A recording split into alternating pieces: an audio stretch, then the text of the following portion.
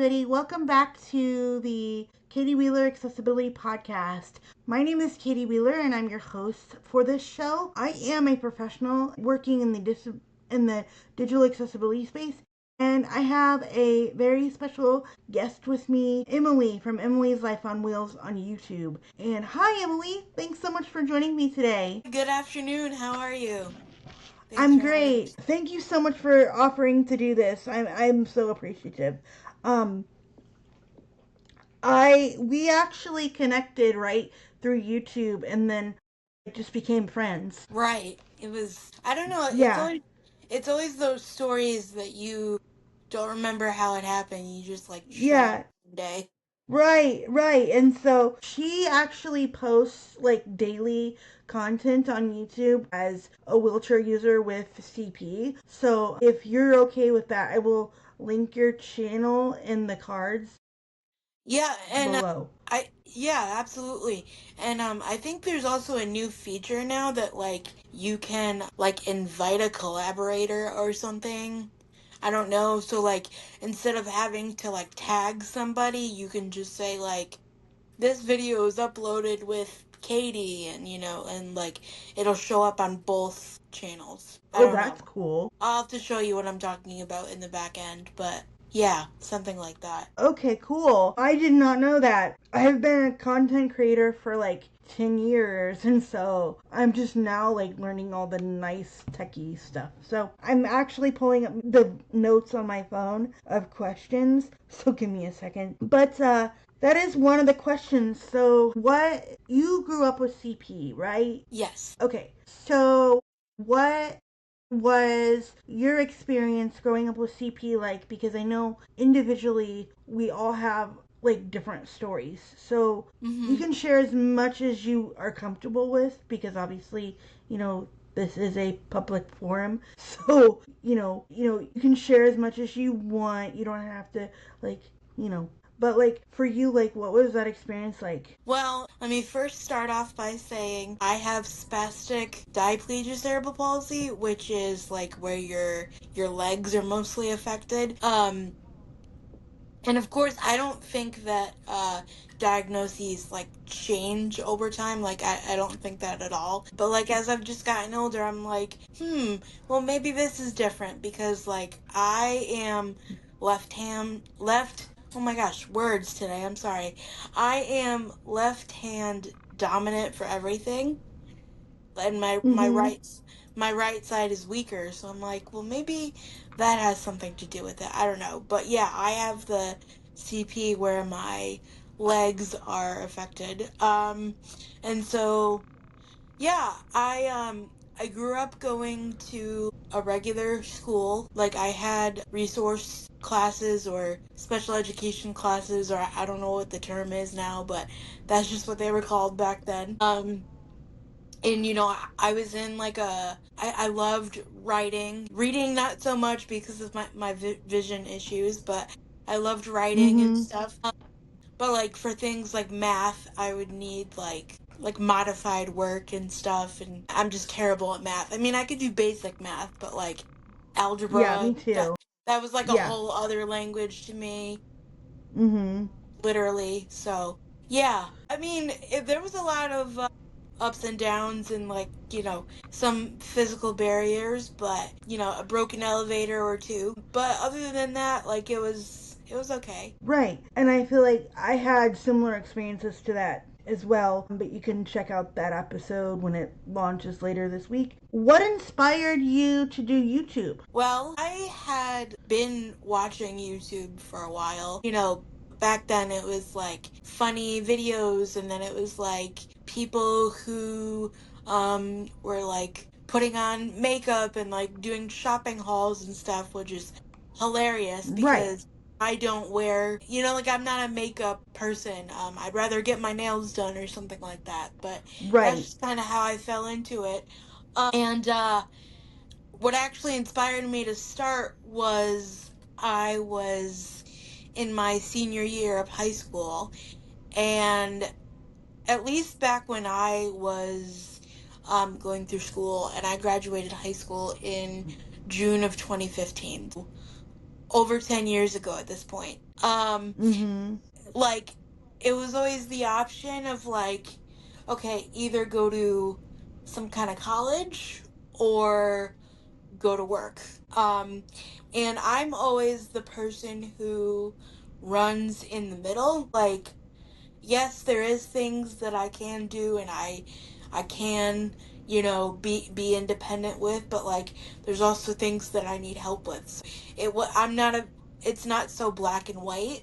And I also hate change. Like I struggle with change a lot. And so I didn't really see anybody going through what I was going through at the time, you know what I mean? Right. So I kind of wanted to just document it, I guess, and put myself out there, even though it was really scary. 3 people saw it at the time, but I did it, and then through all the different chapters of my life, it just kind of was there, and it kind of gave me something to do.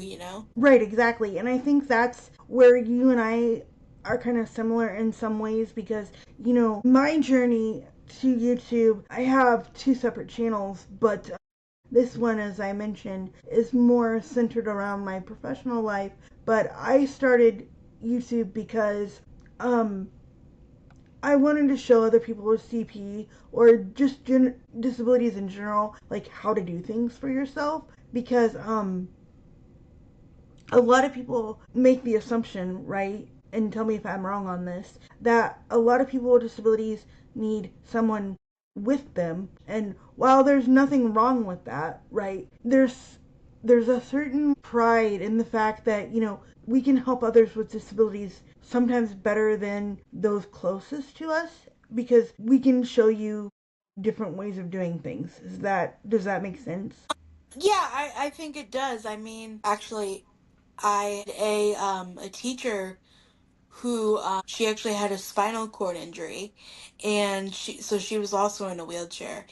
And I'll never forget this, ever. She told me that when like furniture, like, just not like heavy furniture, but just like, a desk chair was in my way or whatever, she'd be like, just push it out of the way with your chair. So anytime I do something like that, I think of her. And Yeah. um yeah, I think we can all learn. So here's what I feel like we're all different, even though we have like the same disability.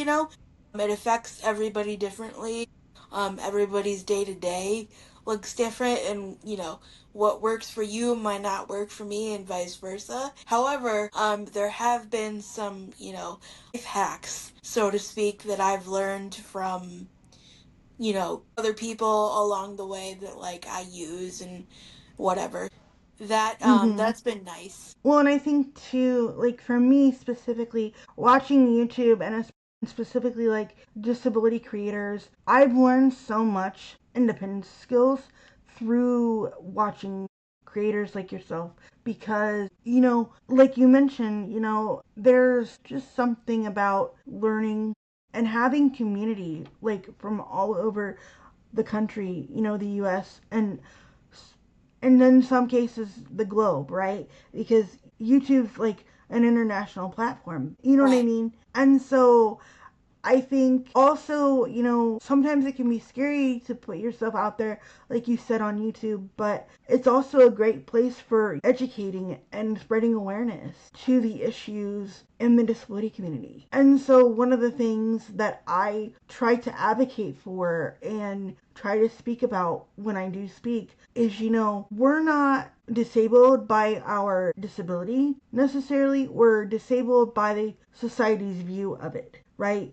Because so much of what we can't do is defined by how society is set up, right? Yeah, I mean, just one thing that I know that I'm currently working on is, if you check out my channel and stuff and, go through all the different eras of my life to steal a word from Taylor Swift. I tried to go to college and that wasn't for me. I've tried different like work opportunities and, those haven't been for me either because I call myself Goldilocks sometimes because Right. it almost needs to be too perfect that it doesn't exist for me to be Yeah. able to like thrive and to, I don't know, just it's a lot. Right. So, one of the things that I'm working on now is, well, when my anxiety allows, because sometimes it's too much, but like more so of like, okay, I'm, almost 29 years old. Where do I see myself living? Because, when you're an adult with a disability, it's not like you're in school anymore with a IEP plan or, all these supports and whatever. And especially with housing, like it's a lot of times it's like elderly and disabled all on the same list, and the wait lists are really long, and sometimes they're not even open. And so that's what I'm focusing on, is trying to figure out like, okay, maybe 10 years from now, where will I be, or what do I need to do? And I know it's not good to say like what if, but like that's what I'm working on now, is like trying to Yeah. figure. And I want to encourage you like that that's okay because my situation like had to change things on the drop of a dime overnight and figure out what I was going to do. Maybe not necessarily with my living situation, but like my professional life of like, okay, how can I generate income? Right? Because, like you said, on the when you're in a disabled adult, the accommodations that, some of us require are expensive, and so, and like you said, if you're in an apartment, sometimes it's not as easy to just turnkey and move in. Things need modified, things need adjusted, things need sometimes completely built from the ground up, and that's okay. But I think it is in some ways sad that, people with disabilities and elderly people are lumped in together. In some cases, not in everyone, but so Hmm. I mean, I will say that when my grandmother had a cute, like, I don't even know what I would call it, but it was like an apartment complex for I mean, they weren't all, I mean, they were elderly people, but there was like an age range, and mhm. I always say I would have loved to have kept that apartment, because it was the cutest little thing, and it was, the perfect size. It wasn't too big and it wasn't too small, and it was in a good area, and all that stuff. So Yeah. yeah, it just, I will say the one thing that is hard, and I recently went through this when ordering a new wheelchair, is that like when like a lot of people say it's, which I never thought, so feel free to edit this out, but I never thought it makes sense when people are like, oh, it's a most common hood child disability or whatever. But I'm like, okay, but we grow up to be adults, okay? You know? Yeah. And so, like, I don't do traditional therapy anymore, in the sense of like, I go to a clinic once a week, or, after school I do this or I do that, and I haven't for a couple of years because I got burned out with it, and, I just choose to do things my own way. But that becomes a problem when you need like equipment, because, like, with the insurance company and whatever, sorry, feel free to edit out the word whatever too.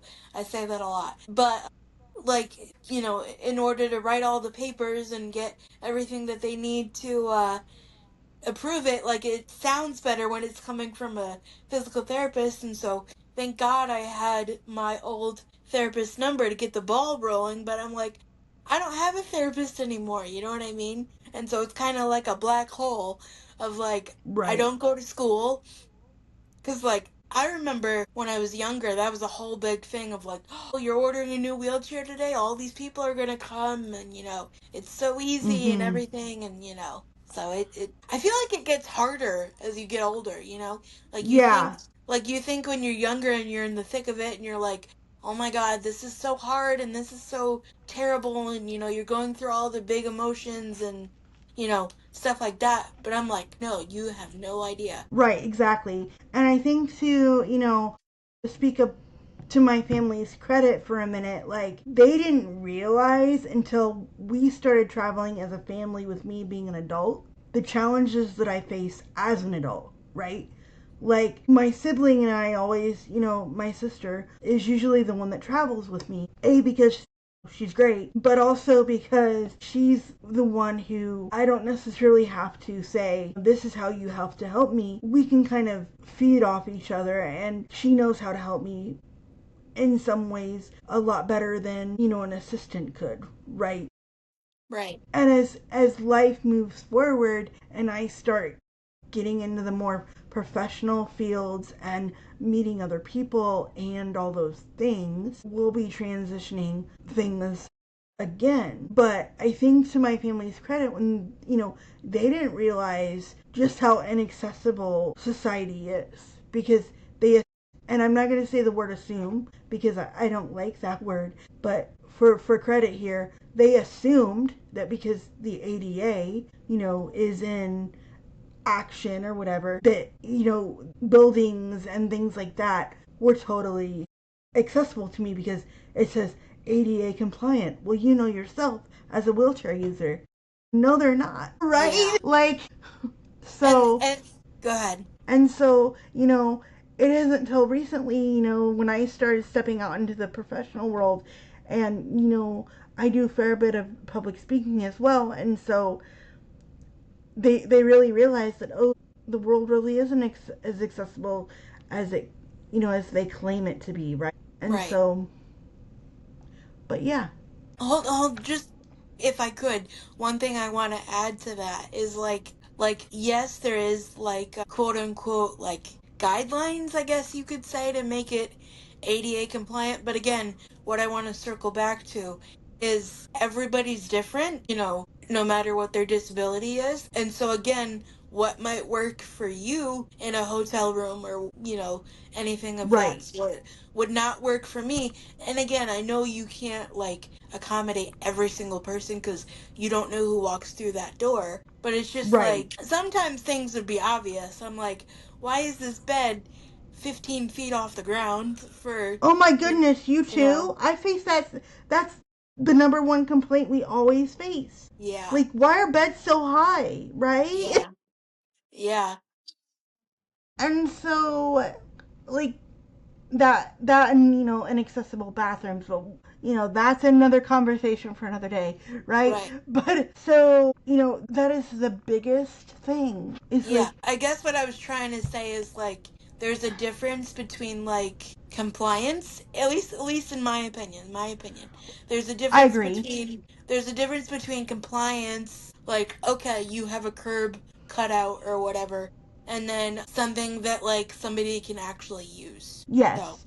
And that's where, the curb cut phenomenon and things like universal design come into play, right? right. So, and for those of you who do not know what I'm talking about, the curb cut phenomenon refers to those things from universal design and how they work for everybody, right? Like how the curb cut is for those of us in wheelchairs, right? But they're also for people, moms pushing wheelchairs, business people pulling a suitcase, things like that. Mom's pushing a baby stroller. That Yeah. too. So, it's cool, but like Emily said, it's not perfect, right? And so, changes still need to be made, right? Right. And so, one thing that I wanted to ask was, um, if you, like, in like your dream world, right? If you could be like work for Congress and like change the way society views people with disabilities or the way we have to fight for our rights. And I'm not just talking about, the physical rights to get a wheelchair or get into a building. I'm talking about the right to access and have equal access like online to make things accessible. What things would you change, right? In the world of disability, if you could. What do you mean online? Do you mean websites, or what is it? What do you mean by that? Like online websites, applications, things like that. Like, do you feel like it's accessible or do you feel like things still need to change No, in some ways? I mean, I still feel like things need to change. I mean, if I could plug a book that I'm sorry. You're Sorry. fine. You're fine. It'll do it Okay. automatically. So, Okay. Sorry. Anyways, if I could plug a book that I was talking about, it's called Unseen by Molly Burke. I love that Um, book. she, I love that book. she's a YouTuber and I've followed her for years. And she was talking about like how, audiobooks were first, I don't know if they were designed for disabled people or basically because they were designed with disabled people in mind or those who are blind or stuff like that and low vision. Honestly, that book blew my mind because obviously she's disabled and I'm disabled, but we have different disabilities, and Yeah. so it just like blew my mind. So I think that things need to change, but like with the rise of like phones and stuff, that is helpful. But I also, like, for me, like, that's your deal. But, like, for me, what I think needs to change is more so let's say, okay, there's a grant for you to be able to, redo your bathroom or whatever. Okay, Mm-hmm. how do we figure that out to get to where that is? Like, Right. how do you okay, like here's this person that handles this with like regards to housing or I don't know, just all these like Transportation. not loopholes, but like Yeah. how you said earlier, it costs money to do everything, right? So like Right. let's say you needed to hire a caregiver or, purchase an accessible vehicle. Like there should be like a liaison or something to help you figure out how to do that. And I know they Right. exist and I know there's like caseworkers and stuff, but like it just needs to be easier, Right. Because I honestly feel like people with disabilities need to be working in marketing. Because one of the other things that Molly said in one of her interviews, I believe it was Dr. Mike, I could be wrong, was that she has no problem with some of the causes that she, advocates for. It's the marketing, right? Right. Behind, I think she was talking about like how even just recently, like how she can't open like certain PR packages or stuff like that, which I was like, yeah, yeah, that makes yeah. so much sense. Mm-hmm. Um, yeah. So, yeah, and I think that's what's beautiful about the disability community is that like even though I mean I guess you could say I'm passionate about it, but like Yeah, even though you and I just brought two completely different things to the table, we still have a common goal. You know what I mean? right, right. And I think for me, as I step more into the accessibility field, I'm figuring it out. And I'm figuring it out one step at a time, right? Of course, I and mean, that's all we can do because yeah, you know what? Tomorrow, my therapist always tells me that, no matter how much you plan, no matter how much you're like, okay, I want to figure just this one part out. Tomorrow it could yeah. all blow up and, you'll have to start over.